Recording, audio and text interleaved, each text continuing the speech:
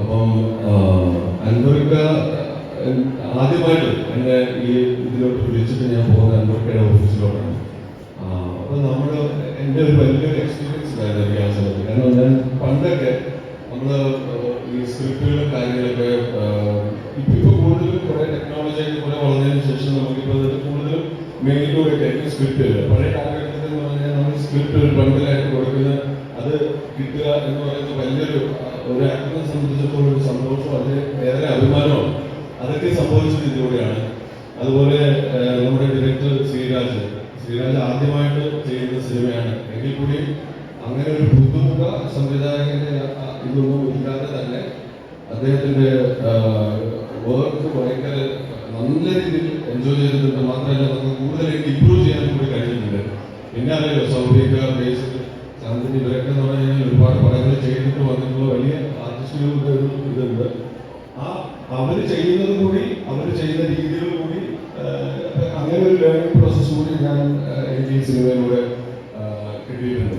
അത് കൂടാതെ ഈ സിനിമയിൽ ഒരുപാട് പുതുമുഖങ്ങളുണ്ട്. ഒരുപാട് നാടകങ്ങൾ ചെയ്ത് ഒരുപാട് ഒരുപാട് കലകളെ ഇഷ്ടപ്പെടുന്ന അല്ലെങ്കിൽ ഇതിലൂടെ വരാൻ ആഗ്രഹിക്കുന്ന ഒരുപാട് പുതുമുഖങ്ങൾ കൂടിയുള്ള ഒരു സിനിമയാണ്.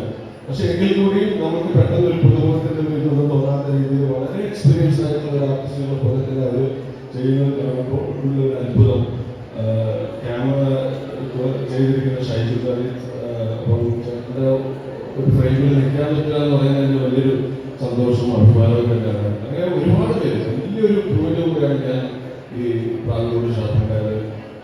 മാത്രമല്ല നമ്മൾ കൂടുതലും ഒരു ആർട്ടിസ്റ്റിനെ അദ്ദേഹത്തിൻ്റെ ഒരു ആർട്ടിസ്റ്റിൻ്റെ രീതിയിൽ ഒരു ഫ്രീഡം കൂടി കിട്ടിയിട്ടുണ്ട്. നമ്മൾ കൂടുതൽ ഒരു സ്വന്തമായിട്ട് ഒരു നമ്മൾക്ക് ഇമ്പ്രൂവ് ചെയ്യാൻ കൂടി പറ്റിയിട്ടുണ്ട്. എനിക്ക് വളരെ വളരെ ഹാപ്പിയാണ് ഈ ഒരു വർക്ക് ചെയ്യാൻ. ഐ തിങ്ക് നമ്മളെല്ലാവരും അൻവരിഷി ഫാനാണെന്ന് തോന്നുന്നു. ആളുടെ ഡയറക്ഷൻ സിനിമകളാണെങ്കിലും പ്രൊഡ്യൂസ് ചെയ്യുന്ന സിനിമകളാണെങ്കിലും എനിക്ക് പക്ഷെ ആളെ കുറച്ചും കൂടെ അടുത്തറിഞ്ഞപ്പം ആളുടെ ഒരു പേഴ്സണലി ആളെങ്ങനെയാണോ അതിൻ്റെ ഭയങ്കരമായിട്ടുള്ള ഫാനാണ് ഞാൻ. ഇത്രയും ഒരു അതിനെ ഹംബിൾ എന്നാണ് വിളിക്കേണ്ടത്, കൈൻഡ് ഹാർട്ടഡ് ആണോ എന്നാണ് വിളിക്കേണ്ടത് എനിക്കല്ല. പക്ഷെ ആളെ പുറത്തിലാണ് ഞാൻ ഇവരെ മീറ്റ് ചെയ്തില്ല.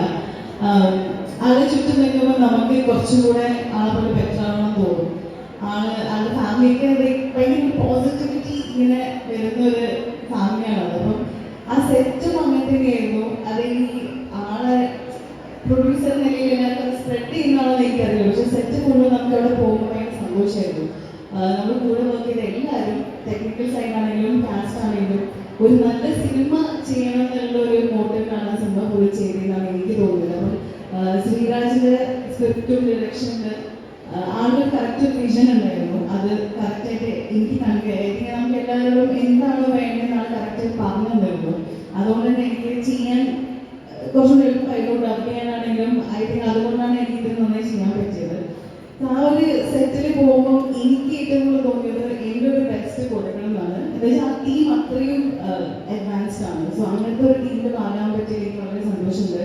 നിങ്ങളുടെ പാട്ട് കണ്ടു, വിഷ്ണു വിജയാണ് പാട്ട് ചെയ്തത്, വിഷ്ണു ഗോവിന്ദാണ് സൗണ്ട് ഡിസൈൻ ചെയ്തത്. അപ്പോൾ ഈ ഒരു ടീം ഫുള്ളായിട്ട് എല്ലാവർക്കും അറിയുന്ന കുറേ സിനിമകൾ ചെയ്തിട്ടുള്ള ആൾക്കാരാണ്. സോ അങ്ങനത്തെ ഒരു ടീമിലൂടെ വർക്ക് ചെയ്യാൻ പറ്റി വളരെ സന്തോഷമുണ്ട്. പിന്നെ ഇങ്ങനെ ഇവിടെ കാണുന്ന പോലെ ഭയങ്കര ജോലി ചെയ്യുന്ന സെറ്റുകൾ.